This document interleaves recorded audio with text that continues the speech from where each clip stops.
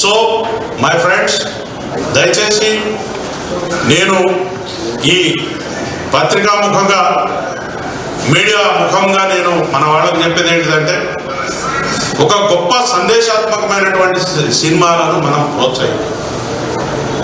సందేశాత్మకమైన సినిమాలు చాలా ఉన్నాయి, ప్రోత్సహిద్దాం. కానీ మనం ఏ పని చేసినా కూడా సమాజ శ్రేయస్సును దృష్టిలో పెట్టుకుని సొంత లాభం కొంత మానుకో పొరుగు వారి కోసం పాటుపడవని చెప్పినారు మన కవులు.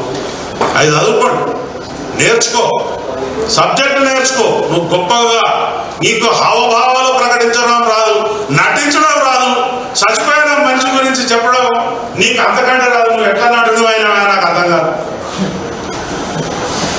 చెప్పు, నువ్వు చెప్తున్నావు అదే నాకు పైసలు రాలేదు, నా సినిమా డుమ్మా అన్నది, ఇజ్జత్ మొత్తం పోయింది. ఆ పైసలు రాని ఫ్రస్ట్రేషన్ నీ దగ్గర కనబడుతుంది. కానీ నువ్వు ప్రజల కోసం సర్వీస్ చేసే ఏదైతే చితికిపోయిన ఫ్యామిలీ గురించి నువ్వు ఆలోచించే యొక్క ఫీలింగ్స్ నీ ముఖంలో మాకు కనిపిస్తుంది. కాబట్టి ముందు నటన నేర్చుకో, ఇదైనా నటించుడు ఫస్ట్. ఇట్లాంటి ఎవడు చేయైనా దురదొచ్చిన కాడ ఎక్కడైనా గోక్కోవడానికి వెళ్ళిపోతుంది. చెయ్యి, పెద్ద విషయమేం కాదు, అప్రయత్నంగా పోతుంది. నాకు ఇక్కడ తలలో దురద పెడతాను. నేనేం దానికోసం పెద్ద యాక్షన్ నేర్చుకోక్కర్లేదు, లేకపోతే ప్రతిభ చూపి అక్కర్లేదు. ఆటోమేటిక్ పోతే గోక్కుంటుంది, చెమట పడతాను, తుడుచుకుంటా. చిన్న చిన్న విషయాలు. నువ్వు మహానటుడు కాదంటలేదు, కానీ నువ్వు మా డిపార్ట్మెంట్ మీద వ్యక్తిగతంగా పోలీస్ అధికారులు నాకు చెప్పలేదు, నన్ను పిలవలేదు, నేను చెప్తే వెళ్ళిపోయేటోండి. ఎందుకు చెప్తారు నీకు? నువ్వు తీసుమార్తానువా? నువ్వు మామూలు పౌరుడివి, నువ్వు you are a common citizen. నీకు సిటిజన్షిప్ ఇక్కడ ఉందో లేదో కూడా తెలియదు. నీ ఆధార్ కార్డు ఎక్కడుందో మాకు తెలియదు. ఫస్ట్ ఆంధ్రాలో ఉందా, తెలంగాణలో ముందు అది డిక్లేర్ చేయాలి. ఏంటి ఈ వ్యవస్థ ఏంది? నువ్వు చేసే కథ ఏంది? మా యొక్క అసెంబ్లీ సమావేశాలు నడుస్తున్నాయి, అక్కడ బ్రహ్మాండమైనటువంటి పైసలు, ప్రజల పైసలతో చర్చలు నడుస్తున్నాయి. నీ రామాయణమేరా బాబు మరి. ఇది ఏంటిది? ఇక్కడ గంట సమయం, it is a valuable time. ఒక నిమిషానికి 2 లక్షలు 3 లక్షలు ఖర్చు అవుతుంది. గంట సమయం పోయింది మా అసెంబ్లీ. ఏమంటావు? అసలు నీ గురించి మేమెందుకు ఇక్కడ బాధపడాలి? పిచ్చి పిచ్చిగా నీకు ఈ తెలంగాణ సమాజం చాలా మంచిది, సౌమ్యులు, ఎవరినైనా ఆదరిస్తారు. కాబట్టి మీరు ఇంకా ఇక్కడ నాటకాలు చెప్తారు. కాబట్టి నేను ఒక మంచి సందేశాన్ని, ఒక సున్నితంగా మిమ్మల్ని హెచ్చరించడం కోసమే నేను ఇక్కడ వచ్చిన. మా యొక్క కుటుంబాలు 1,30,000 మంది పోలీస్ ఆఫీసర్స్, వాళ్ళ ఫ్యామిలీస్ ఒక్కసారి అడ్డం తిరిగితే ఏం జరుగుతుందో మీకు తెలియదు. కాబట్టి నేను చెప్తున్నా, పోలీసు వారి మీద నోరు బారేసుకోవడం బంద్. మా ఇన్వెస్టిగేషన్ సక్కలేదు, మేము సరైన శిక్షలు పెట్టలేదు. There is a platform. నువ్వు చక్కగా పో, చట్టం దగ్గర పో.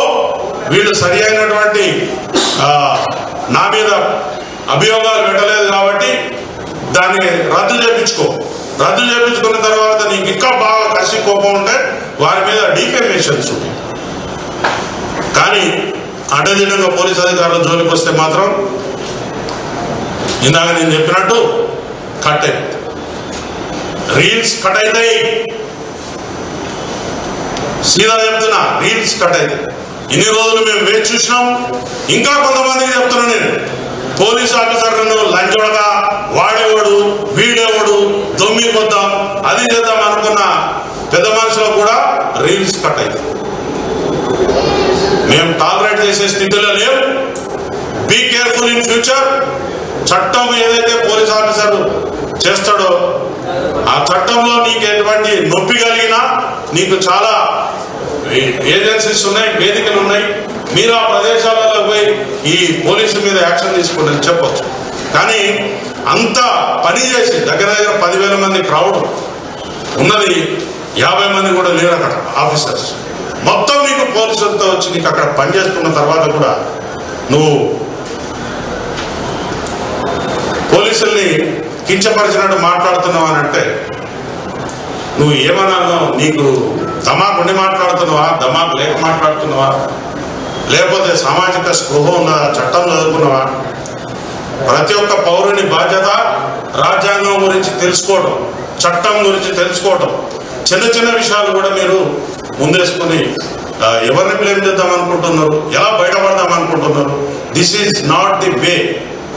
నువ్వు ఎవరినో బదనాం చేసి బయటపడాలనుకునేది తప్పు. నువ్వు చేసింది తప్ప రైట్ అనేది కూడా నేను చెప్పాను.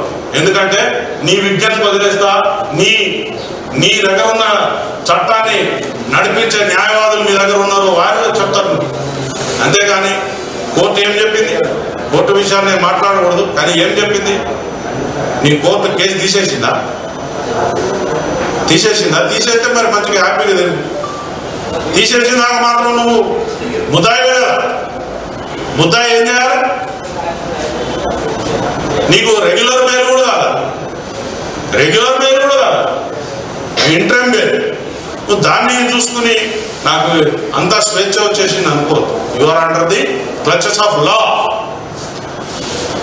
చట్టాన్ని నువ్వు ఖచ్చితంగా పాటించవలసినదే. చట్టాన్ని పాటించకపోతే జైలు ఊసల వెనక ఉండాల్సిందే. అది చట్టం. మీరేమన్నా మాకు చుట్టమా? మీరేమన్నా మాకు శత్రువా? మీరేమన్నా మాకు లేకపోతే పాలోడా పగోడా? ఏమున్నది మీతో? కాబట్టి మీ అనుభవం, మీకు 22 సంవత్సరాల అనుభవం, 37 అనుభవం మాకు అవసరం లేదు. కానీ మీరు చట్టాన్ని మాత్రం ఖచ్చితంగా గౌరవించాల్సిందే. మీది ఏం కేసు అండి? ఇట్లాంటి కేసులు ప్రతిరోజు పదుల సంఖ్యలో రిపోర్ట్ అయితే you are one of the accused.